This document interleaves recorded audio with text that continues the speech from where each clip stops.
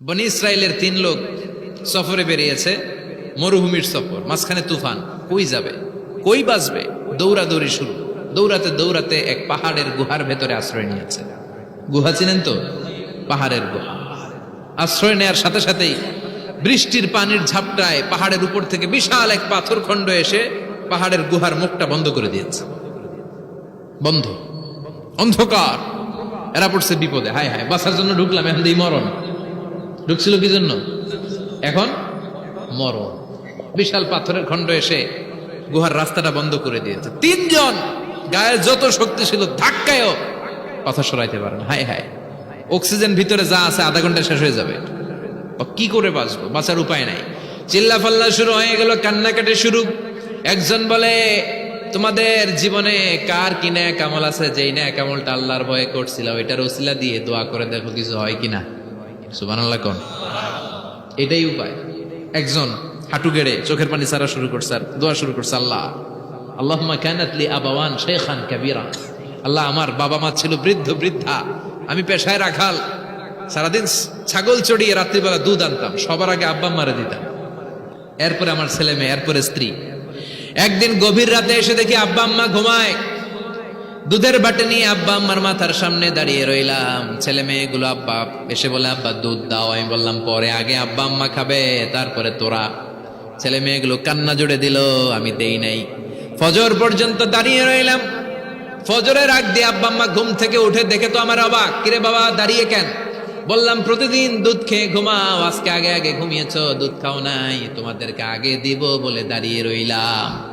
আল্লাহর ডেকে বলে, আল্লাহ ওই দিন সারা রাত দুধের বাটি নিয়ে মা বাবার শিওরে আমি দাঁড়িয়েছিলাম।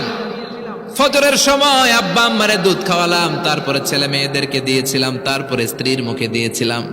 ও মাবুদ, ওই দিনের এই কাজটা আমি দুনিয়ার কাউরে খুশি করার জন্য করি নাই, শুধুমাত্র তোমার খুশি ছাড়া। ওই রাতের ইবাদত যদি তোমার দরবারে ভালো লেগে থাকে, ফাফাররিজ আন্না মা নাহনু ফি, আজকের বিপদের দিনে কেউ বাঁচানোর নাই, তুমি আমাদের বাঁচাও।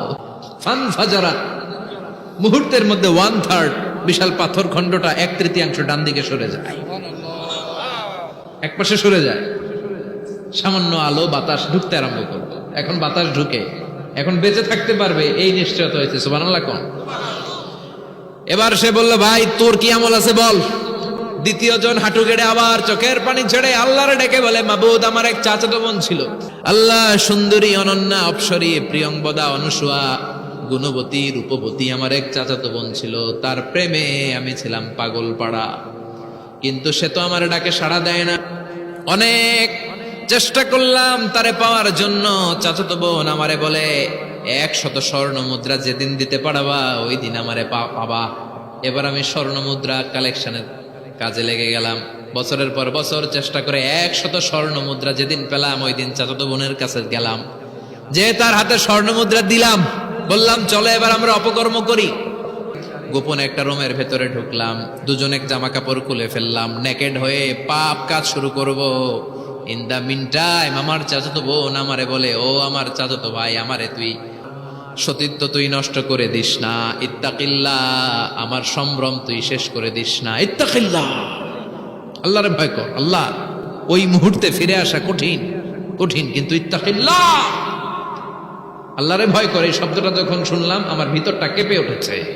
আমি মুহূর্তে তোমার ভয়ে জামা পড়ে ওই রুম থেকে চিৎকার মেরে বেরিয়ে গিয়েছি।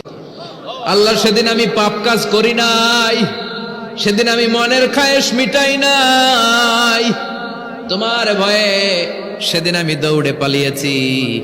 ওই দিনের ইবাদতটা, আমলটা যদি তোমার কাছে ভালো লেগে থাকে, ফাফাররিজ আন্না ফিমা নাহনু ফি, আজকে যেই বিপদে আছি তুমি বাঁচাও।